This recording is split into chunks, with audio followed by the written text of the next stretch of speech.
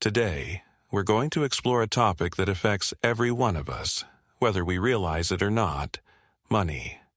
But not just any discussion on money.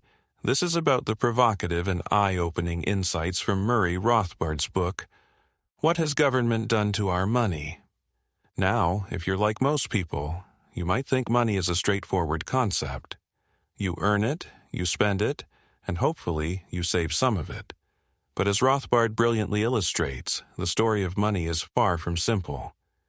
It's a tangled web of history, politics, and economics, and understanding it can fundamentally change how you see the world. So, let's jump right in. In the introduction, Rothbard sets the stage by highlighting the confusion and complexity surrounding money. We hear debates about tight money versus easy money, the roles of the Federal Reserve and the Treasury, and various versions of the gold standard. These debates are endless, and they often leave us more confused than enlightened. Rothbard suggests that this confusion stems from our tendency to focus solely on immediate problems without stepping back to understand the fundamental principles. It's like being lost in a forest and only looking at the trees right in front of us, rather than stepping back to see the entire forest. We need perspective, and that's exactly what Rothbard aims to provide. He uses the analogy of Crusoe economics, a classical economic theory that analyzes the actions of Robinson Crusoe on a desert island. While some critics dismiss this as irrelevant to today's world, Rothbard argues that it helps us understand the basic axioms of human action. It's about stripping away the complexities of modern society to reveal the core principles that govern our economic lives. Now, let's talk about the origins of money. In a free society, money doesn't just appear out of thin air. It emerges naturally from the process of exchange. Think about it. Why do we exchange goods and services? Because both parties expect to benefit. Exchange is the foundation of our economic system, and without it, we'd be living in a world of self-sufficiency, which is hardly a recipe for prosperity. As societies grow beyond small groups, the need for a medium of exchange becomes apparent. This is where money comes in. Money solves the problems of indivisibility and the coincidence of wants that plague barter systems. Imagine trying to trade a plow for eggs, bread, and a suit of clothes. It's impractical, right? Money, however, allows for the seamless exchange of goods and services, making complex economies possible. Rothbard emphasizes that money is not just a convenient tool, it's a commodity. And like all commodities, its value is determined by supply and demand. This is a crucial point. Money is not an abstract concept or a government decree. It's a tangible asset that people willingly accept in exchange for goods and services. But here's where things get interesting.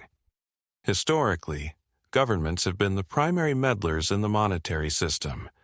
They've controlled coinage, issued paper money, and imposed legal tender laws. Rothbard argues that these interventions have distorted the natural evolution of money and led to inflation, economic instability, and loss of purchasing power. One of the most fascinating parts of the book is Rothbard's exploration of government meddling with money. He delves into the economic effects of inflation, the compulsory monopoly of the mint, and the concept of debasement. Debasement, for those unfamiliar, is the practice of reducing the precious metal content of coins while keeping their face value the same. It's a form of hidden taxation that governments have used for centuries to finance their expenditures. Rothbard also discusses Gresham's law, which states that bad money drives out good. In other words, if two types of money are in circulation, the one with lesser intrinsic value will be used for transactions, while the one with higher value will be hoarded or exported. This law has profound implications for monetary policy and helps explain why government-controlled money often leads to the deterioration of the currency. But perhaps the most controversial aspect of Rothbard's argument is his case for a free market in money.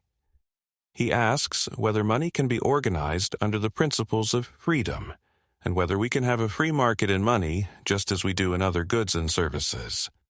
His answer is a resounding yes. Rothbard envisions a world where money is a commodity chosen by the free market, not dictated by government. He argues that private coinage is not only possible but desirable. In a free market, private mints would produce coins, and their reputation for quality and reliability would determine their acceptance. This, he believes, would lead to a more stable and efficient monetary system. He also addresses the issue of hoarding, a term often used to criticize those who save money. Rothbard argues that hoarding is not a problem. In fact, it's a rational response to economic uncertainty.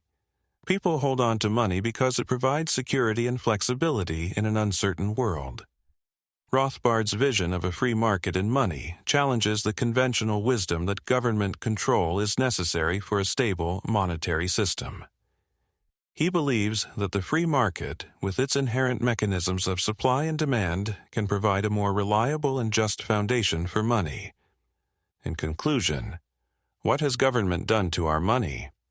is a thought-provoking exploration of the history and nature of money. It challenges us to rethink our assumptions about the role of government in the monetary system, and invites us to consider the possibilities of a free market in money. Whether you agree with Rothbard's conclusions or not, his insights are invaluable for anyone interested in understanding the true nature of money and its impact on our lives. Thank you for tuning in to this episode of BrightLearn. I hope you found it as fascinating as I did. If you have any thoughts or questions, feel free to reach out. Until next time, keep learning, keep questioning, and keep exploring the world around you. Visit brightlearn.ai for more fascinating videos like this one, and naturalnews.com for full editorial coverage and breaking news on critical stories that keep you informed and aware of what's really going on.